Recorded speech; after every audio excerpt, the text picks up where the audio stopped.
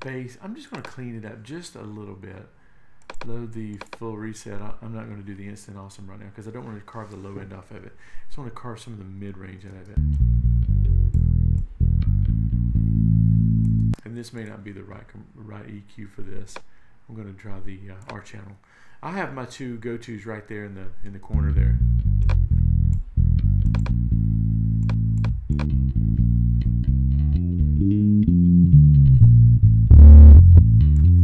To me, it's got too much of that in it.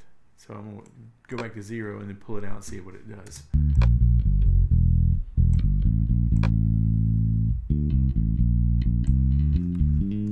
That adds just a little bit of definition to it.